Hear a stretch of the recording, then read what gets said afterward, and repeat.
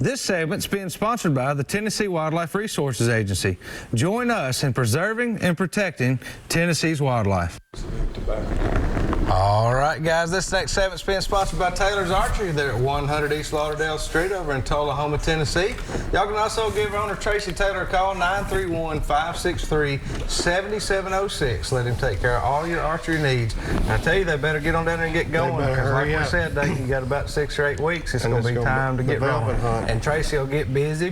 So y'all go ahead and get down there and get started on that now. It's time to thump them. It's time to thump them. I'll tell you, we've been out practicing, and even though it's hot, you can get up there right at dark, shoot you a few arrows, and it's not too bad at all. So you don't need to shoot but about 6 or 8 every day. That's all it takes.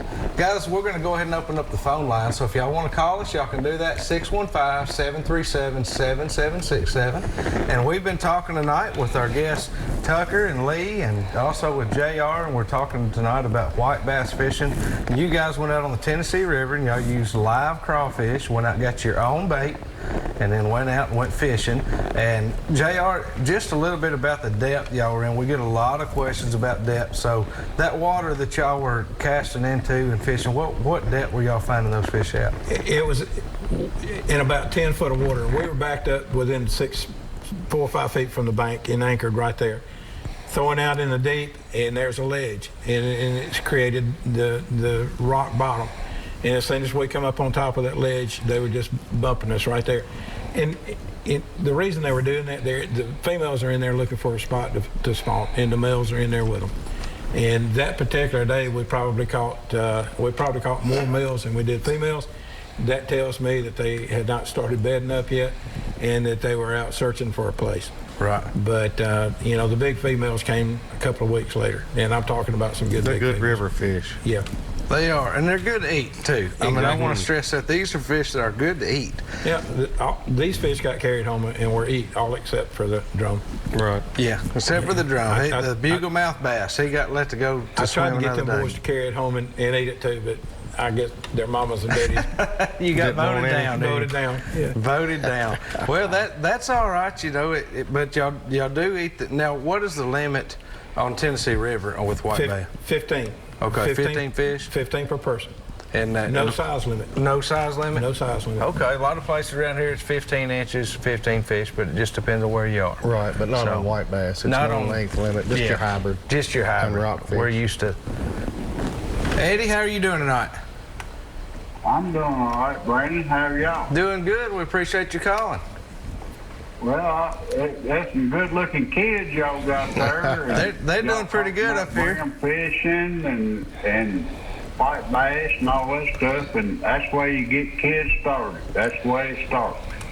It is. That's what got all of us started, and that's what we try to do with as many as we can. And we can't say thank you enough to folks like JR that get out and take them and get them started. Yes, sir. But this time of year, they're on the drop-offs. They done bedded and they working back out, and they're still fun to catch and everything. You just have to find techniques and the bobber depth and all that stuff. That's right. Do you have a particular bait you like to use this time of year? I like red worms. Oh, yeah. A lot of people like night crawlers. I like red worms. Right. Don't forget crickets. Yeah. Crickets. Okay. Now, I've not thought of crickets for that. I'd love crickets for panfish. Cricket. So white Yeah, bass, crickets are real good. You liable to catch a catfish. That's right. Yeah, absolutely. And the stripe have been in the jumps on both lakes, like all But the there's lakes. some good-looking kids y'all got there, and I just want to call in, give you a little tip. I like the red worm. Well, thank you so much for Thank you a letting us lot. know Thank tonight. you. We always appreciate that. Have a great night. Okay, all right. Y'all have a good one. You Bye. too. Randall, how are you doing tonight? I'm doing good. You? Doing pretty good. We got the legend on the Randall phone with us Haley. tonight. How you doing, Mr. Haley? I'm doing good, y'all. All Doing right. great. Enjoy. I'm glad you got them boys out there showing them how to do some real stuff. That's right. That's what do you call that? That's down to earth stuff, isn't it, Randall? Yeah, that's it. Hey, Randall, how are you? Yeah, I'm doing good. Y'all, how are you? I'm doing wonderful, sir. Yeah. Randall, have you ever used crawfish? Have you ever gone out and caught crawfish like that and used it for bait? No, Lord, deal, they used to be the only way to go. I know. I figured you'd probably done that a time or 100 or so And anyhow. a spring lizard or two or something. Yeah, the good thing to get is an old helter mite. Think Yeah. about that helter mite, you might as well go home. Yeah. You know, that's up here in these creeks that we fish in. Them I know salamanders. exactly how them boys feel Yeah. out there catching that bait. We use a little different net up here, but it's all the same issues and all, you know. Yeah. We use a little minnow thing down there to catch them. They look like they had a good fish trip there. Yeah, they caught Yeah, a they bunch. did. Looked like they caught quite a few. And took Yeah. them home and had them some dinner too. So they did pretty good. Yeah. They eat that old buffalo. No, JR said he tried to get them to keep it and it got vetoed by the parents. Yeah, toss that back. tongue, that buffalo tongue is good now. Yeah. No, I'm kidding with you. You know, you got to be a good liar. Yeah, nobody started calling us about the buffalo recipe or anything now. Randall gets it going. Well, Yeah. man, we appreciate you calling, Randall, like always. Yeah. We look forward to getting you back on here again soon. We're going to have us another Randall show. Yeah, we'll do that. I'm still Well, waiting y'all take care. still waiting on my music, Randall. Hey, JR said thank he's you. looking for a CD soon. Well, if I can get them made, I can't. I don't know what's going on. People have just quit doing anything anymore. I'm telling You know, you, I it's don't know. tough. Well, Randall, thank you for I'll get calling. one. Okay. Bye. Be Have a good, buddy. night. Bye. Man, they got all kind of people calling in here tonight. Yeah, they do. Randall Man. calling in.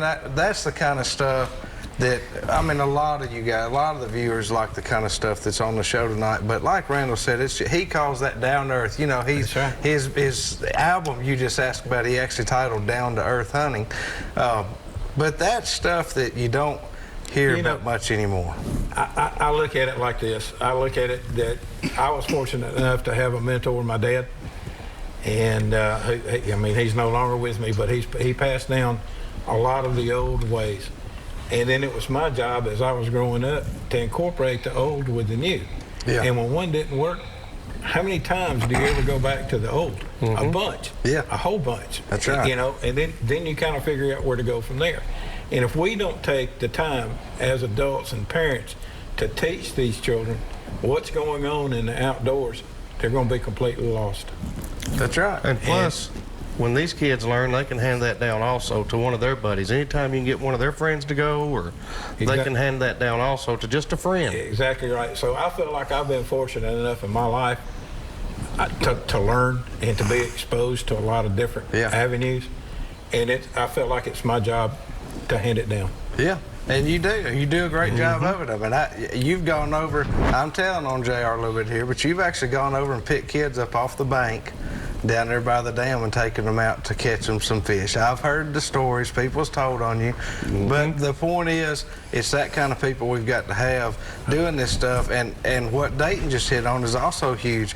You have a lot of young men and women both that get introduced to the outdoors that otherwise wouldn't have because a good friend of theirs is into it. Exactly. Well, you know, hey, Tucker, my buddy at school, he goes fishing on the weekends. I'd like to, you know, or hey, my buddy Lee, he's got into turkey hunting. I want to try turkey hunting, Dad. You know, so the more you can introduce them, then it just kind of grows from there. You know, it's not only fishing. I try to take them and introduce them into duck hunting, into deer hunting, and every facet of the outdoor world is just my pleasure. Yeah, and it's so important to teach them I don't things. know how that trip from made it from the Pickwick Dam all the way to Nashville, but you know. But it did, though, didn't it? Well, You know. Well, yeah. But it's so important to teach them too, the things like catching the bait. Like, that's what I want to emphasize. It's one thing to teach them fishing, just like it's teaching them deer hunting, let's say, for example. But if we don't teach them how to read deer sign, if we don't teach them what a scrape is, or what a rub is, or Which way the what rub's going on the tree. Yeah, or what the wind direction means, or, you know, same way with fishing. There's nothing wrong. If you're in a hurry that day and you're ready to get the kids fishing, you stop at the bait shop. There's nothing wrong with that. Nope. but show them how to get night crawlers at night. I can remember catching night crawlers, how much fun that was, using a little electric prod at night that my grandfather had, or catching, crawfish down at the creek. But that's the kind of stuff that we've got to focus, in my opinion, on teaching, is not just the doing part of it, but to what leads up to it. Everything else about it, because that's what gets it instilled in you. That's right. That's what gets it instilled deep in them, is stuff like that, getting out and catching the bait and knowing where it come from and why those fish are eating. That's why those fish are eating that bait, guys, because that's what is naturally there at the time.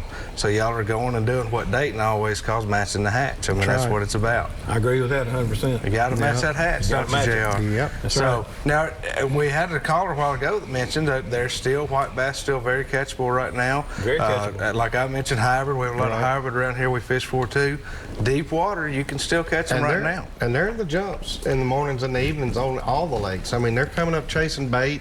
Bass are, hybrid are, everything's still And active. it's a lot of fun to throw a spook over there at them or something when they get up there. And when they go down, you can catch them when they go down. Just fish around, find them back on the Yeah, for graph example, again. Daniel Brown, he's catching them on a spoon right now. Yeah. I know some guys that are catching them on live bait right now on shiner. So they're still eating live bait as well. You just got to find them in that deeper water. Folks around home will pull in XDs at night in and around the boils and back off into some of the rock points and whatnot.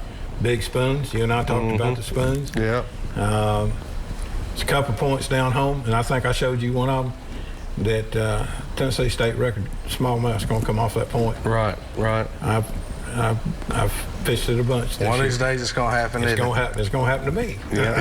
He's there. He said we're going to be down It's there there. interviewing him It's about there. it too. That's right. And if he gets the state record, he'll have the world record. So I mean, it'll be an all-in-one there. That's right. But that is a beautiful area down there. it's full the of Tennessee fish. River is full of fish. Full of fish. And that's where JR, you've spent most of your life right there on the Tennessee River and fishing those areas. I grew up on the Chattahoochee in Georgia, and then back to the Tennessee. And I'm going to be honest with you, I don't think there's not an ounce worth of difference in either one of the rivers. Yeah. Fish. When I was 10, 11 years old, I had a 12-foot John boat, and during the summers, Mama would take me to the local boat ramp. I would paddle down to a barge and tie up, and I'd fish all day. I'd pull back up to the boat ramp. I'd call her, and she'd come pick me up. Yeah, that's right. But and you learn.